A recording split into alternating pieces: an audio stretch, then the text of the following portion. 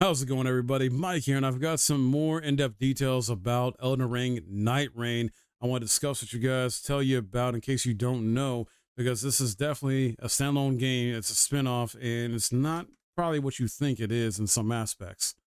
One thing to note here, first off, is Miyazaki is not the game director of this, so that's a little bit concerning to me, just because we saw what happened with Dark Souls 2. I know there's a lot of people that enjoy Dark Souls 2, but there's also a lot of people that dislike Dark Souls 2 because Miyazaki was not the game director on it. And just how Dark Souls 2 plays overall, and the structure and everything. The game director on Elden Ring Nightreign is actually Junya Ishizaki. He talks about in an interview here, responding to IGN about how, with him being the game director of this game, he was given an opportunity to direct this idea for Nightreign. And we've always been seen as a company that makes these Souls-likes or this kind of traditional formula of Souls-like games. And so he says he saw this opportunity, saw this as an opportunity to do something different, try something different, basically. To challenge both himself and the company to build something new while still using what they've cultivated with their previous titles. He also enjoys these co-op multiplayer experiences and want to make something that was very much focused on that with Nightreign. He was asked about the game kind of feeling like almost like it feels like you're speed running with this game. It's co-op, it's speed player co-op, right? Especially with wall jumping and stuff like that. So the interviewer asks Ishizaki about essentially if he was influenced by the speedrunning community, have an effect on this game. And he responds with saying, it would be a lie to say there's nothing like that that's inspired Nightreign or that there is some inspiration there. I enjoy these elements of not just Souls games, but other games where you have these challenging elements or speedrun tactics.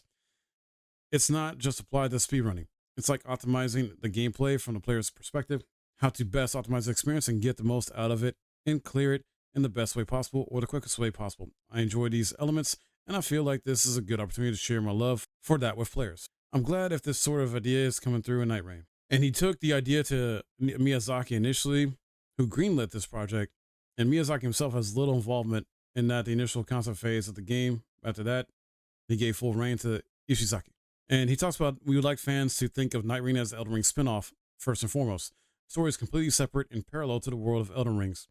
If you had to tie it in some way, we had the events of the Shattering in the original game. After the events of the Shattering, this is a completely separate branch of the Elden Ring story. And just to be clear, George R. Martin has no influence on Nightreign's story or world. And the game itself is designed to be played as a three-person team, but you can play it as a solo player. The downside, though, is for some reason, you cannot play it as a pair, like just two-player. It's either one player, solo, or three players, which is a bummer. But when it's one player, that means the enemy health pools and things like that do scale down or scale to you being the solo, right? Ishizaki talks about why three player. Well, this is largely a game balancing decision rather than a game design decision. So it came as development progressed. We found that while we wanted each player to have that sense of accomplishment, that sense of rewarding co-op gameplay, this was like a sweet spot with three players in order for it not to feel too overwhelming or too busy. It allowed each player to go off on their own potentially and cover a bit of the map, but also to know that final experience coming together. That's why three players felt like the sweet spot eventually. And even though this is Ishizaki's first game as a game director, he has been involved with development on from games since the original Dark Souls, where he was a level designer, for example, and on Bloodborne. When it comes to Spirit Ashes, to be found in this game, a spinoff, he confirms that they do exist in some capacity, but it's a little different to how they played in Elden Ring. There are going to be 8 playable characters in the final game, and one of those characters uses a Spirit Ash, sort of spiritual buddy, as a gameplay mechanic. He goes on to confirm that they don't have any assist features or settings included. We put a lot of faith in our players regardless of their skill level. We believe that anybody can beat these games if they just go in with an open mind and a will to try. They've also incorporated the relic system where you get these rewards from each run. And even from a mildly or less successful run, you can get these relics and gradually upgrade your roster and build up these characters for your next session. Initially, when the devs set out to make Nightreign, they wanted what they're calling a condensed RPG experience. They want to take all those elements from Elden Ring that players enjoyed, like the exploration, the building of the character, fighting tough bosses, and sense of discovery, and condense that into a shorter, tighter play session. So there's going to be 8 boss types of the final bosses in the final game. And as you progress through, these will be gradually unlocked and become available to fight. Ishizaki also wants to clarify for anybody who's wondering, this is not a live service game. Nightreign is not a live service game. Once you buy Nightreign, you get the complete package. Everything is unlockable out of the gate. So he wants it to be clear that this is what they want to make basically from a dev perspective. It's not intended to be a live service game. And apparently when it comes to like the map it takes place in, it's Limgrave, I guess. There's going to be a portion of Limgrave expanded, or just that's the main area it's going to be in. Or at least that's the size of what's supposed to be like is Limgrave. We saw how that happened with Shadow of the Erdtree, where we were told that the DLC in terms of size is Limgrave, and that ended up being not true. It ended up being way larger than that. So this will probably be larger than Limgrave in some capacity or something here, with varying layers of environments to explore. And yes, there is a final boss at the end of it. And they do have some sort of connection to the Night Tide and the encroaching night. As far as PvP, though, he confirms there are no plans for PvP. It's purely co-op and solo. Apparently, there's a currency in the game called Merc, and you'll be able to purchase new relics with it. You'll also be able to form relic rights, which allow you to switch around the color coding for each character. So potentially give different characters new relics. You'll be able to purchase gestures, and you'll be able to purchase new character skins as well. And this game, unlike the original Elden Ring, will have set classes in it. Reason being is the devs wanted to create this multiplayer experience that you could just jump into very quickly and casually without worrying too much about character creation or character build off the bat, basically. Each character has their own backstory as well that players can uncover, and interesting quirks to their gameplay that evolve as well. And when it comes to the random elements in each session, that basically comes down to anything you find dotted around the map. This game will have its random nature, so that's like weapons, enemies that appear, the bosses that appear, the random events that take place, and the points of interest. These are all pretty much generally randomized throughout each session. So I can't help but feel that maybe they took like the seamless co-op mode and the randomizer for Elden Ring that mods made and essentially just made a game out of it. Something else to note here is that no, there's no respawning between days and no respawning when you visit a side of grace either.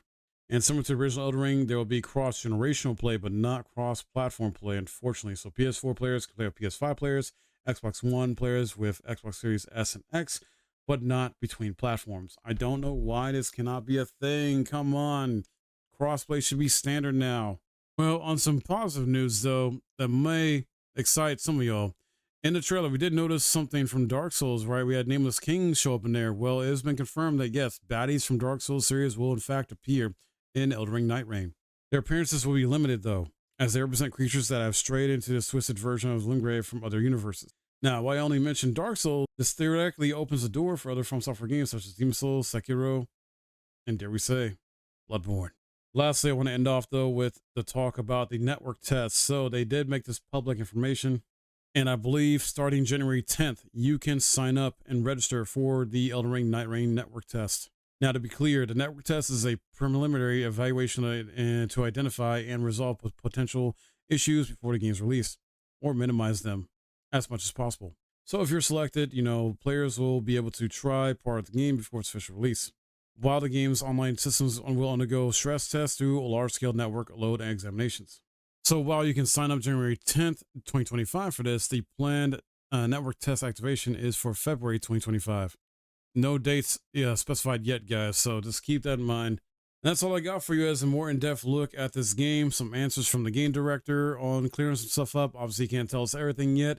We got a network test coming up soon, which I'm going to try and be a part of and take part in and see how that goes. A lot to look forward to, I'd say, with this game. It definitely feels like it's kind of roguelike in a sense, still to me, especially with all the randomization that can happen during each session. I don't like the fact that it's either solo or 3-player only. You can't do 2-player. That kind of really sucks. Because what if you can't find a third person or just don't even want to play with a third person, So, fortunately, it's what you got to deal with. And it's online only, no local or anything like that. So, yeah, there you have it, guys. But if you found this interesting or helpful at all, please hit that like, subscribe if you're new, comment below your thoughts on this. Are you looking forward to this? Are you going to skip this? Are you mad because it's not your kind of Elden Ring game you want to play, or Souls game even? Let me know in the comments below. My name's Mike. Thanks for watching.